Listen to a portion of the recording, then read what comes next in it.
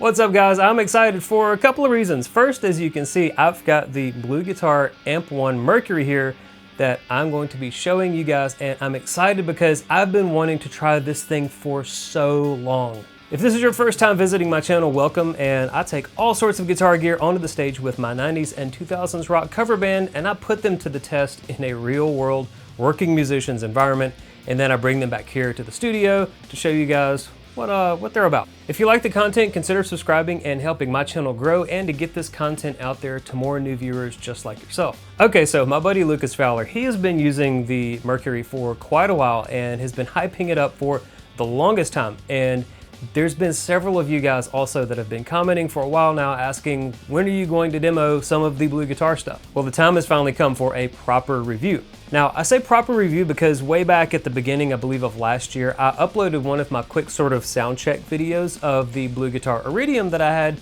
for a brief period of time and ended up having to sell it and several other pieces of gear to help raise money to make a down payment on my car. And I never really got the chance to do a full proper review or to take it on the stage. And at the time, Lucas and a couple of other friends who have really used these amps, they said, you need to give the Mercury a try. So fast forward a bit, and I ended up reaching out to Bluguitar to see if they were interested in sending a unit out for review. And to my surprise, Thomas Blug, the man, the myth, the legend himself, he actually responded to the email and he agreed to not only send me a loaner Mercury to try out, but also an Iridium, because we've got some unfinished business with this thing. But again, these are loaners, they do have to go back, and I want to make sure that I put together the most comprehensive content for both of these units as I can for all of you guys. Thomas didn't really give me a time frame to send this stuff back, so it's given me the chance to really spend a lot of time with them and to take them both on stage to really get to know kind of how they work and to get a lot of outstanding tones from both of them. So again, a huge thanks to Thomas for the opportunity to make all of this content happen. For this video though, it's all about the Mercury and the Iridium. It'll get its own separate video, and I will also be doing a comparison of both of the amps side by side so you can hear them, how they compare to one another and what sort of overlap, if any, there is between the two amps. Okay, so let's talk about this, and if you're not already familiar with these Amp 1 devices, I need to preface this because these amps can do a lot, and there's a ton of sort of hidden features and functions, so this part of the video might be longer than what I usually spend on talking about an amp's features, but I really want to make sure that I hit on all of the important stuff here. Mainly because some of this stuff can be a make or break deal for some buyers, and some of this also you may not know even exist on the unit, and it could possibly sway your purchasing decisions. So if you just want to hear more sounds from this amp, I get it. Find the timestamp down below and enjoy it. But after that, consider coming back to kind of hear what all this thing has going on. All right, so in a nutshell, these are 100-watt amplifiers with 4 channels and a tiny little vacuum tube in there to help sweeten and warm up the sound compared to otherwise a purely solid state amp. They have a noise gate built in with a more gentle clamping on the sound, or a much tighter gate if you're using a lot of gain, or you can completely turn it off if you either aren't using very much gain at all or if you have your own gate that you want to use. Each pedal also has built-in reverb that can be controlled with a foot switch over here, as well as a built-in foot switchable boost that can be adjusted on the side with a tiny potentiometer using maybe your fingernail, or I use a guitar pick, makes it easy. And the selector on the front here, it allows you to pick which of the 3 drive channels is in use, and the first switch here toggles between the clean channel and whichever drive channel you have selected. On the side, you have a separate volume and tone control for the classic and the modern channel, and you have a tone control for the clean channel as well. Now, these are really helpful if you have a specific type of EQ voicing or structure across all of the channels that you want to dial in. It also helps you make sure that the volume across all of your channels is evenly balanced. But wait, there's more. In addition to switching between clean and drive and boost and reverb, the unit can also operate in what's called preset mode. By holding down the reverb button while you power on the unit, you essentially turn these switches into, I guess, what's basically MIDI control mode. In preset mode, you can have each button assigned to any channel of the amp, and you can have the boost on or off, you can have the reverb on or off, etc. So for example, if you never use the clean channel, you can have a couple of these set up to the vintage crunch sound, and maybe switch 3 can go to the more modern sound for lead work, and it effectively gives you 3 different channels to work with whatever drive mode you want. It can also help reduce some of the tap dancing that you might be having to do. But I hear you say, what if I need that clean channel, maybe just for like 1 or 2 songs? Well, Thomas thought of that. If you connect any typical 2-button switch into the MIDI control jack on the back here, you can use the first button to toggle between clean and drive mode, whichever drive mode you're on, and the second switch on the controller will toggle on or off the boost. So with just a 2-button switch, you can have 3 presets with built-in switches and a clean channel switch and a boost switch if you need them. So it's a ton of flexibility. But is that it? Of course not. Let's talk about that effects loop. There's a tiny switch on the underside of the device that lets you cut 10 decibels of gain out of the loop. There's also a serial and parallel switch over on the side. So in serial mode, I believe it's 100% of the signal path goes through the loop, and in parallel mode, part of the dry signal bypasses the loop. And I think certain types of effects can work better in one mode or the other, so it can kind of be situational on which mode of the device you need to have it set to. So it's nice that that switch is included. Now, like any guitar amp, if you want to use a hybrid setup on stage with a typical speaker cabinet, but also a digital cabinet sound, you can run the effects loop send into any instrument or line level impulse response loader or a multi-effects unit with a cab sim and effects and things like that, and effectively will give you sort of your wet, dry, wet ability if your effects unit that you're running it to has stereo effects on there, sort of like what I use the Quad Cortex on stage for that. So it's nice that you have that ability. Now, there is a dedicated recording output on the unit here, but it's got a built-in cabinet sound, simulation sound loaded in there that you can't disable. So if you have something specific that you want in terms of your digital cabinet sound, you would use the effects loop send method instead of the recording out. Also, if you want to use the amp as sort of a fancy distortion pedal, you can connect the loop send into the input of another regular guitar amp, and you can have sort of a fancy high gain drive unit with a bunch of different drive modes.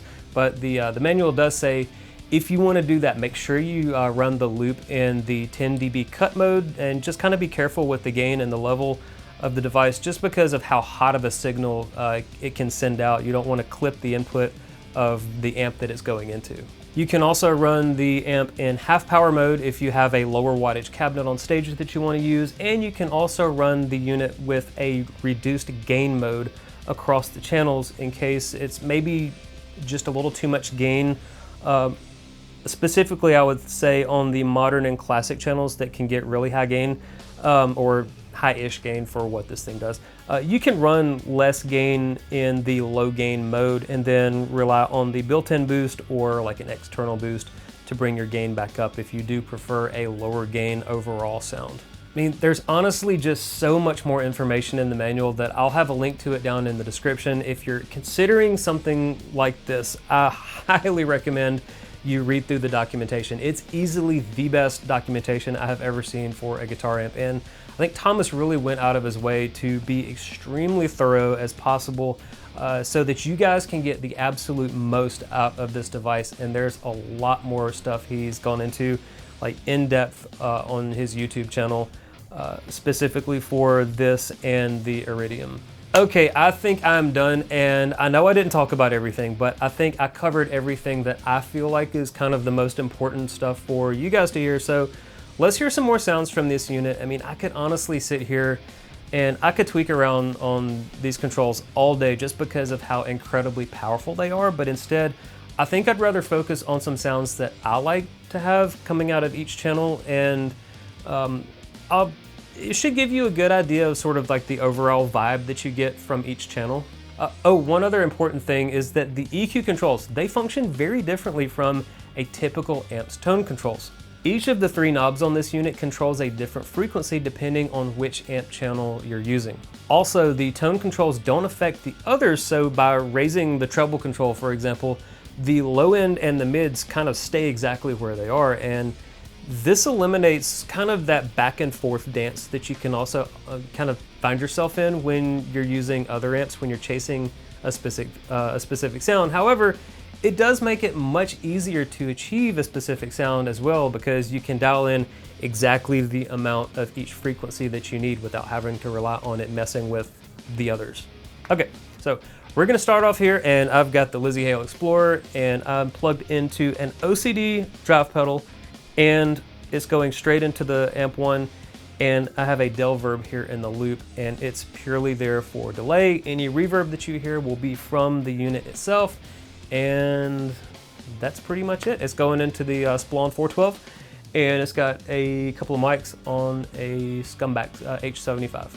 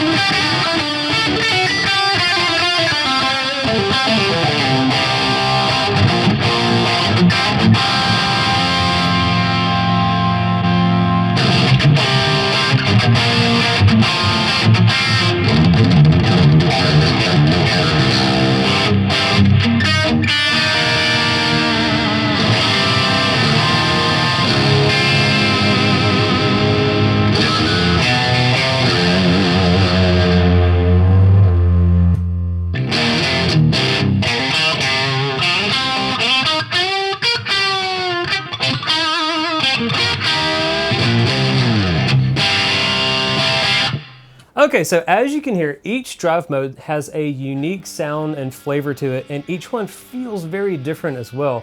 And what I like about them is that despite being different, they're not too dissimilar that they feel disjointed from one another. And as you could hear, the Schecter sounds and feels completely different than the Explorer does, and it was able to really kind of take what was there and without it feeling like it was being forced to do something that it wasn't designed to do, it was able to go into much, much higher gain heavy metal territory and sounded really good doing it, in my opinion. All of the channels kind of have a core foundational sound that kind of ties them all together, so that if you're in that preset mode with the amp and you're switching from one drive mode to another mid-song, it doesn't really sound weird or out of place. Honestly, my own personal preference though is to stick with the one drive mode and the boost if it needs it, and if it needs more gain, just go to a drive pedal if it's more appropriate. I think that the overall voicing and the character of the Mercury, sort of rooted in vintage amps, it plays to the strengths of the high gain nature of those old modded Marshalls that kind of were the foundation of like the 80s metal type music. Now, Thomas has an absolutely awesome Bluguitar YouTube channel that I'll link down below, and he has a series called the Academy of Tone, and if you're not familiar with it, it has just mountains of information, not only in regards to his Bluguitar amps, but as well as tons of vintage amps and high gain modern amps, all kinds of awesome stuff. The gist of the Mercury, from what I've gathered from these episodes though, is that these vintage amps, like Thomas's old Marshalls, they're very valuable, and depending on the venue, they're really not practical at all to travel with or to even have on stage if it's a small venue. And he wanted to put some of the sounds from his favorite amps into a portable, powerful unit that was durable enough for the road. It could easily fit into a carry-on bag or fit onto your pedal board, and you wouldn't need any extra stuff to make it work. I mean, this thing is basically the size of my Mark 7 foot switch here, so that kind of gives you a reference of just this is needed to control this up here, whereas it's all self-contained in this. So for the footprint of just the foot controller for another amp, you get the whole amp, and it all fits on your pedal board that you would normally have room set aside for something like this. So basically you get a great low to medium gain vintage Marshall sound on the vintage channel.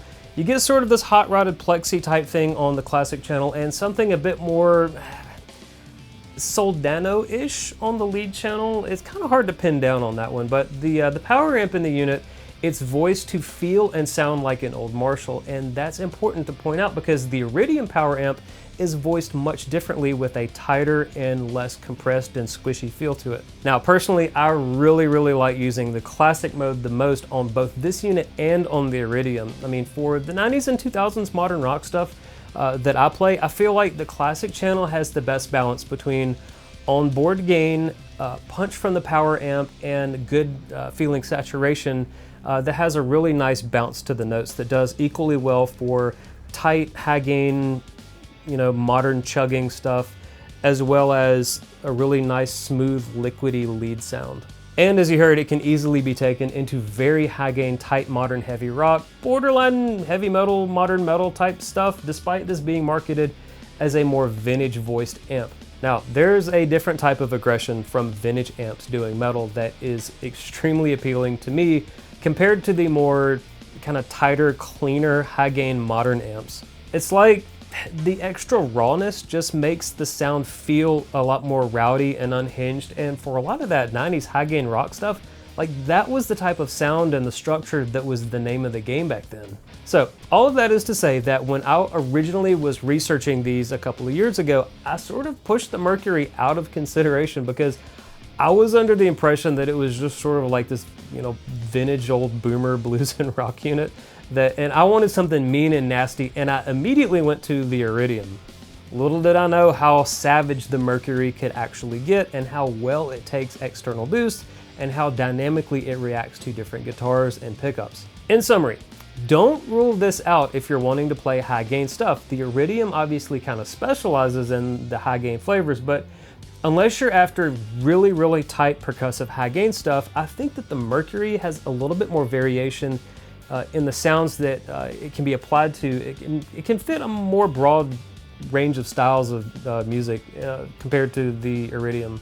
Okay, so Thomas built this thing to take the place of his valuable vintage amps for use on stage, and it was built for the working and gigging musician. So how did this unit do on stage? Well, let's get into it. It's time for the post-gig report. Now, this is going to be a bit of a mixed bag because by its nature, this unit operates a bit differently than traditional tube guitar amps with big tubes, big transformers, and rows of preamp tubes. So for the show, I used both this unit and the Iridium with my Mako 112 that I had on stage. It was loaded with the Boss Wazacraft speaker, which is basically a 100-watt greenback.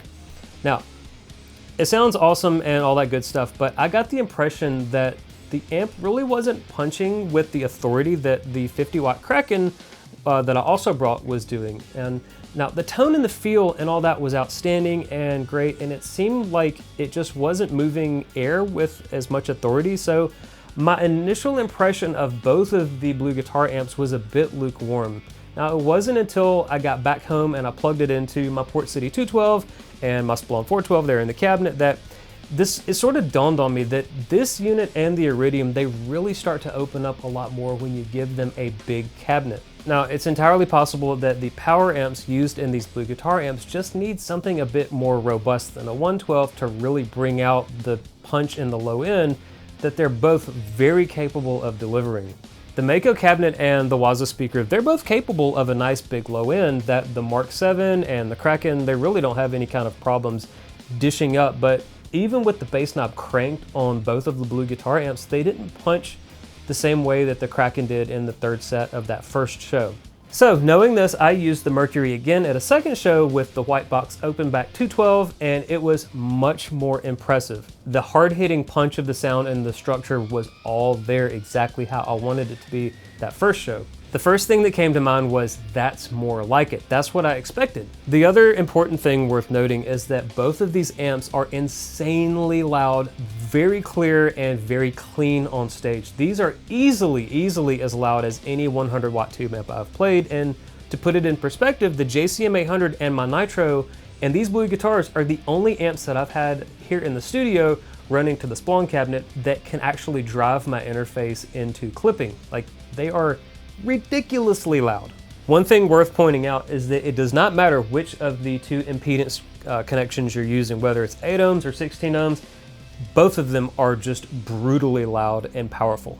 I think that the dynamics and how each of these things react on stage to the nuances of your picking, the use of the volume pedal, things like that to moderate the gain, it feels right and it sounds right and it reacts right. That leads me into the next topic. How does it compare to a real tube amp? Look, I know it's easy to judge a book by its cover because these are very small amps compared to like a full-size tube head, so let's kind of dig into this a little bit. Now, I alluded to the difference that I heard on stage when using these compared to the Kraken, but I had these units for about a week before I had to send the JCM 800 review unit back to the guys at Zounds, and I was able to spend some time with each of these, and to my ears, it doesn't really boil down to which one is better or worse. It's a matter of which one sounds and feels the way that you want an amp to feel.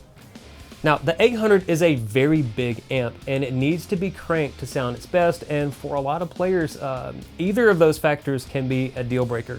Now, I love my Kraken and my Mark 7 because they're both much smaller amps than a regular guitar head, and both of them sound incredible at low volumes. Personally though, those are just bonuses to the main attraction.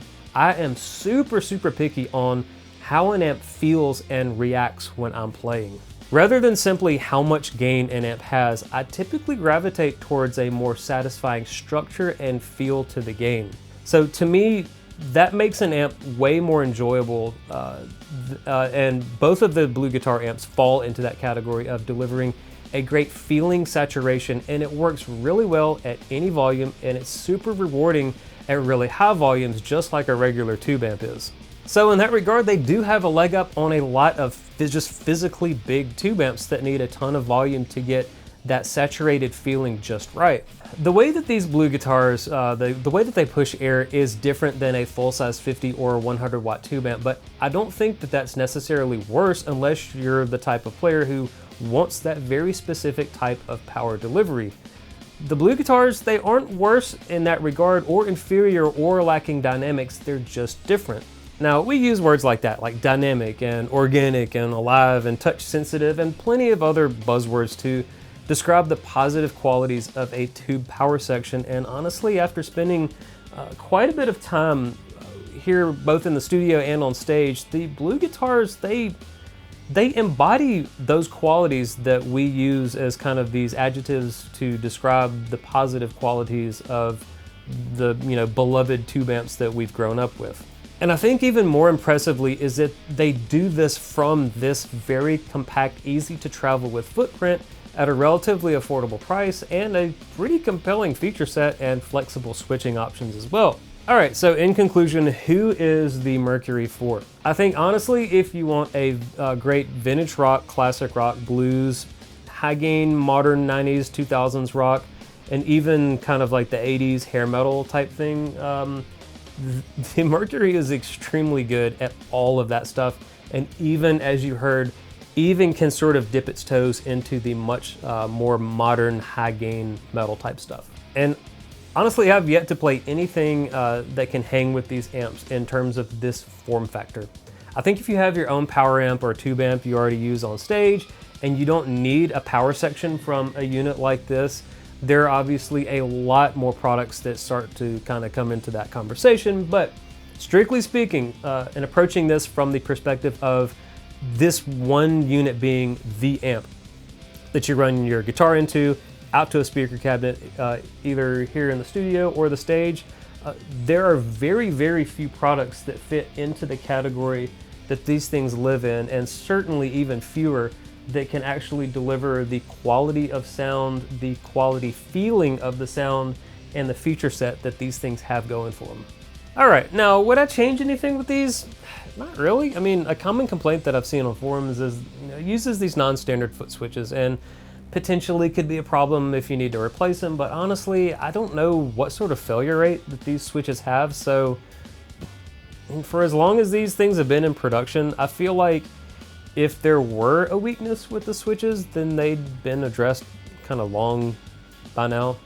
These amps, they've been tested and developed for a long time, and Thomas is the kind of guy who will obsess over every little thing being like as perfect as possible, and kind of as we've all come to realize with the Amp X development coming soon, it feels like it's rounding third base on that one. So it's easy to see why these units do have such a loyal following. Yes, in my opinion, they are every bit as good as the internet hype claims they are, and I'm glad that I finally got to try the Mercury and hear it side by side with the Iridium. Again, if you're not subscribed, hit that sub button down there and stay tuned for the Iridium review and another video showing these two units head to head so that you can hear exactly how they sound compared to one another. Another huge thanks to Thomas for sending these out to try out for a little while, and if you want to grab one for yourself, I will have the affiliate links down in the description to Zound's website, as well as links to several of the other things that I used to make this video happen. Alright guys, thanks for hanging out with me, and I'll see you guys soon to talk about the Mercury's meaner brother, the Iridium. Y'all take care.